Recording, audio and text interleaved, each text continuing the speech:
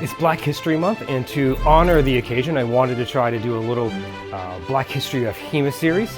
Started off with the legendary Jean-Louis Michel, whose life absolutely is legendary and reads like it came straight out of a Dumas novel.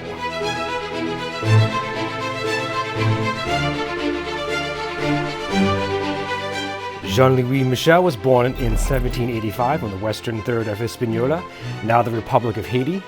During the Haitian Revolution, he, along with many others, fled the island for France, where he joined the revolutionary armies at the age of 11.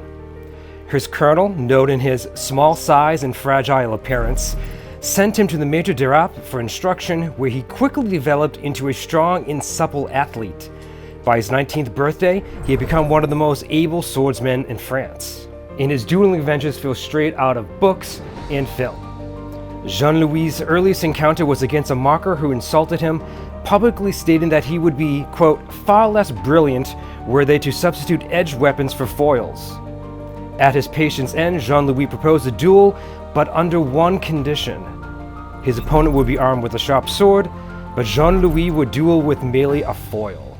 The encounter began with Jean-Louis weathering a storm of violent attacks, skillfully parrying every blow and letting his opponent tire himself out. Then, with his adversary fully exhausted, he parried one final assault and delivered a riposte by Cutto with such force that, quote, he sent his tormentor to the ground writhing in agony. His mocker was never seen or heard from again. Jean-Louis also took part in the infamous Battle of the 30.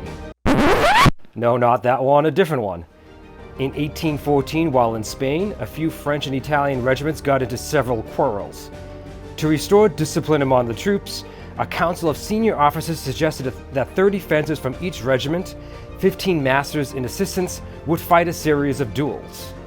The victor of each duel would continue on until they were wounded or killed. The event commenced with Jean-Louis squaring off against Italian fencing master Giacomo Ferrari.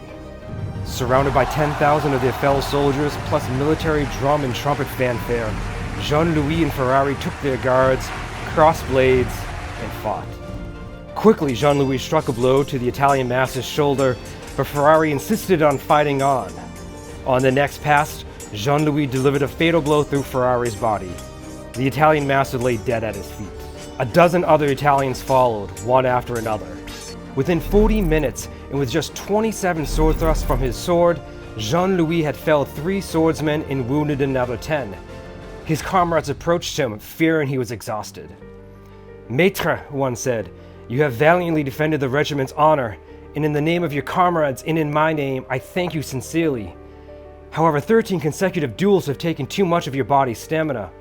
Retire now, and if the provosts decide to finish the combat with their opponents, they will be free to do so. No, exploded Jean-Louis. I shall not leave the post which has been assigned me by the confidence of the 32nd Regiment. Here I shall remain, and here I shall fight as long as I can hold my weapon.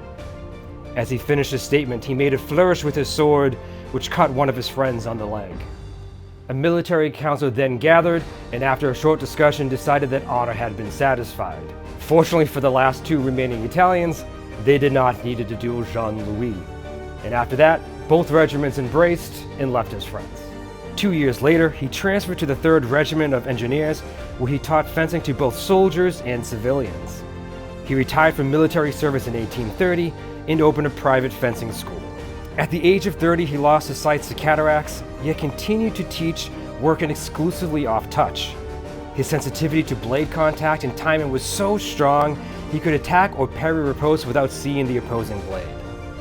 Jean-Michel is seen as the father of modern French fencing and is often attributed to the maxim, a foil should be held as one holds a little bird, not so tightly as to crush it, but just enough to prevent it escaping from the hand. He died on November 19, 1865 at the age of 80, leaving behind a life full of valor and adventures so legendary that it rivals anything that the works of fiction in Hollywood has to offer.